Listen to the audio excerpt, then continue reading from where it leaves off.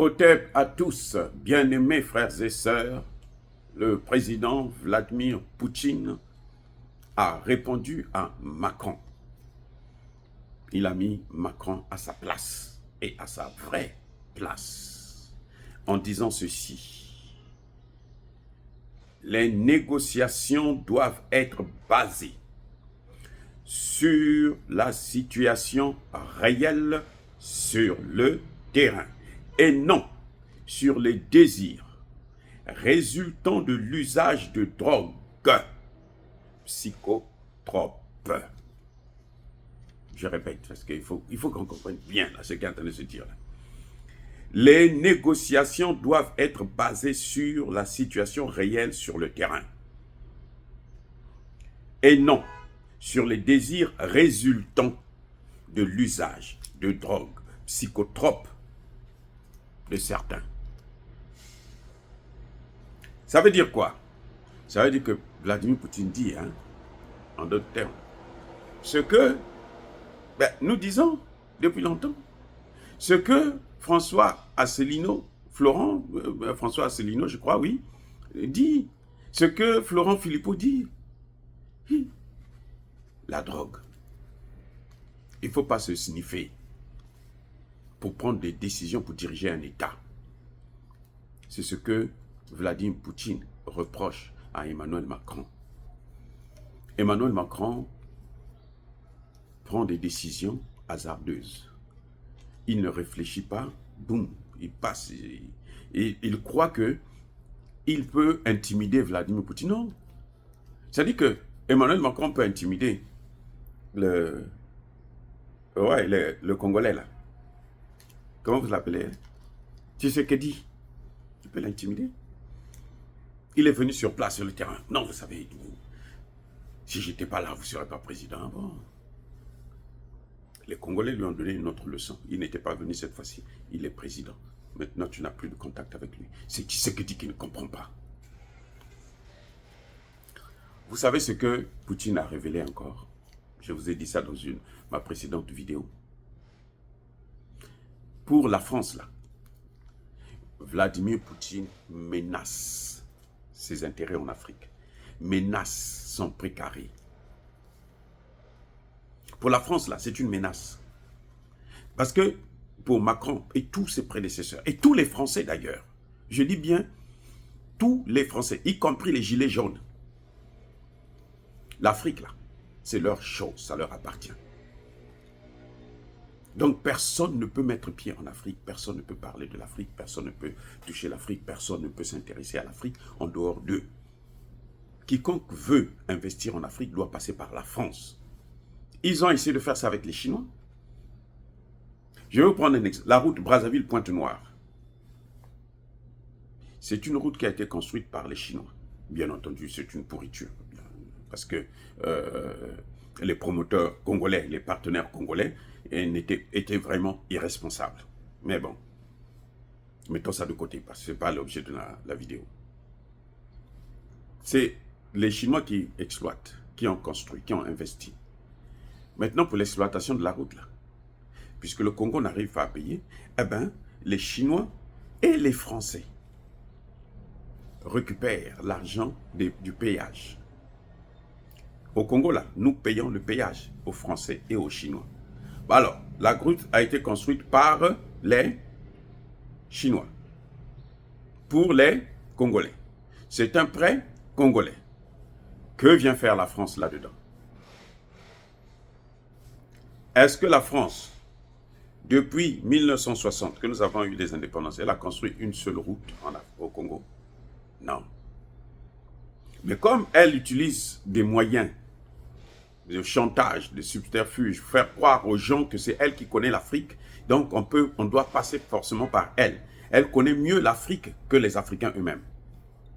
C'est ce que les Français ont toujours dit. Aux Nations Unies, là, on considère que c'est la France qui doit parler au nom des Africains. Et elle l'a toujours fait d'ailleurs. C'est depuis un certain temps que le Mali a dit non, nos problèmes ce n'est plus vous. Le Centrafrique l'a dit. Le Burkina Faso, le Niger. Donc de plus en plus, ces pays sont en train de dire non, non, non, non. Occupez-vous de vos problèmes à vous. Nous allons nous occuper de nos problèmes. Nous sommes mûrs, nous sommes des hommes comme vous, nous voulons parler. de nos problèmes. Mais sinon, c'est la France qui disait toujours, toutes les résolutions de l'ONU sur l'Afrique ont été préparées, rédigées par la France. Depuis 1945. Est-ce que vous vous rendez compte? Depuis 1945, toutes les résolutions, c'est par la France. Et Emmanuel Macron, quand il arrive, il voit que les choses sont en train de bouger en Afrique. Pour lui, il se dit, le problème, c'est Vladimir Poutine. Non. Parce que, comme il se sniffe, c'est pas naturel. C'est parce qu'il prend trop les choses en question. Alors, qu'est-ce qui se passe? Lui, pour lui, il s'attaque à Poutine. Il pense qu'il veut que Poutine fasse comme la Chine a fait à un certain moment. C'est maintenant que la Chine commence à comprendre que, mais oh, moi, je peux résister à ces gens-là. C'est moi qui apporte l'argent, et puis maintenant, les bénéfices, je vais les partager avec eux. Ou bien eux, ils vont être là à piller ces pays derrière nous. Nous, on envoie de l'argent. Certains pays africains là sont endettés. Parce que quand ils vont emprunter de l'argent auprès des Chinois, ben les Français passent derrière pour prendre cet argent. Et beaucoup de pays sont comme ça. Je vais parler encore, je reviens sur le Congo-Brazzaville. La dette du Congo est annulée. Parce que les Congolais ont fait la fête, puisqu'on a dit que le Congo faisait partie des pays très, très, très pauvres, hein, et très endettés. Donc, il fallait annuler la dette. Très bien. Quand on annule la dette, l'année qui suit, le Congo commence à faire des bénéfices énormes. Oui. Je dis bien des bénéfices énormes. Dans les années 2014-15. Et tout à coup, qui va apparaître dans la scène politique congolaise? C'est Dominique Strauss-Kahn. Quand il a échoué à cause des affaires des fesses, hein, au FMI, il a atterri au Congo-Brazzaville. Le Congo, quand Dominique Strauss-Kahn arrive au Congo, le Congo est en train de faire des bénéfices avec des Congolais, avec des experts congolais, avec des économistes congolais. Ils sont en train de faire des bénéfices. Ils ont tellement engrangé des bénéfices que Sassou Nguesso lui-même dit « Je prends 14 000 milliards de francs CFA, je vais mettre ça pour les générations futures. » Sassou, il dit, il y a trop d'argent, donc on peut pas tout dépenser. Maintenant, ça, on va prendre ça, on va garder ça pour nos petits-enfants, nos arrière-petits-enfants.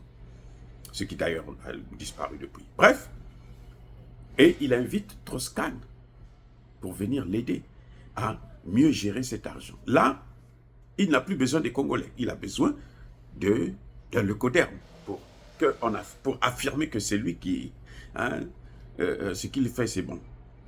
Dominique Strauss-Kahn est arrivé au Congo-Brazzaville. 2 ans plus tard, 1 an plus tard, on a commencé à parler de la dette. 2 ans, 3 ans plus tard, on découvre que le Congo a une dette insoutenable. Où est passé cet argent? Où sont allés les 14 000 milliards? Où?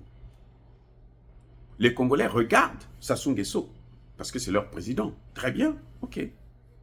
Mais ce qu'on ne voit pas, c'est le rôle qu'a joué Dominique Strauss-Kahn dans cette affaire. Le rôle qu'a joué la France, parce que Dominique Strauss-Kahn, quand il vient, c'est un Français, tous les Français travaillent pour la France. Alors, je reprends. C'est nous qui pensons qu'eux, ils sont comme nous. Non. Eux, ils travaillent pour leur pays, pour la France. Donc, Dominique Strauss-Kahn a travaillé avec la France. Parce qu'à lui seul, il ne peut pas prendre tout ça. Ce qu'il a fait, c'est qu'une partie l'a donné, la France s'est servie tranquillement. Voyez comment ils ont mis nos pays à genoux. Nous regardons nos dirigeants, oui, c'est vrai. Parce que ce sont eux qui sont à la tête de nos pays, c'est à eux de prendre des dispositions. Mais il y a des gens qu'on n'a jamais condamnés en Afrique, c'est pour ça qu'ils continuent de faire ce qu'ils sont en train de faire. Bref, on voit là que le problème, je persiste et je signe, entre Poutine et Emmanuel Macron, c'est l'Afrique.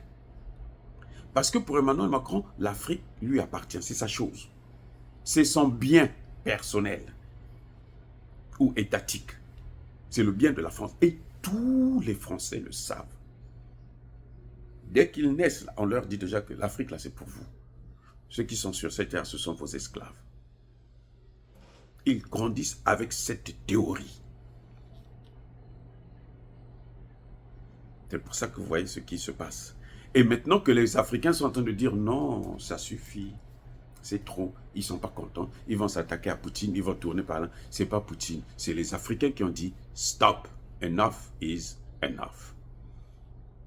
Et maintenant, à partir de maintenant, ça change et ça doit changer pour le bon. Or, dire cela, c'est inciter à la haine ou à la violence. Non. Vous avez compris maintenant d'où vient Macron, quel est le problème qu'il a avec Poutine. Et surtout, c'est parce que lui-même, sur le plan mental, il a beaucoup de soucis à se faire. Les Français devraient réfléchir la prochaine fois comment il faut faire pour éviter d'élire un fou à la tête de leur pays. Soyez bénis, abondamment bénis par le Dieu de Kémit et par nos ancêtres évangélisés, mais que tous ceux qui persécutent le continent africain le pillent et le déstabilisent. Qu'ils soient punis, maudits, foudroyés, neutralisés, effacés, écrasés par le Dieu de Kémit et par nos ancêtres évangélisés. Vive l'Afrique éternelle, j'ai dit et j'assume.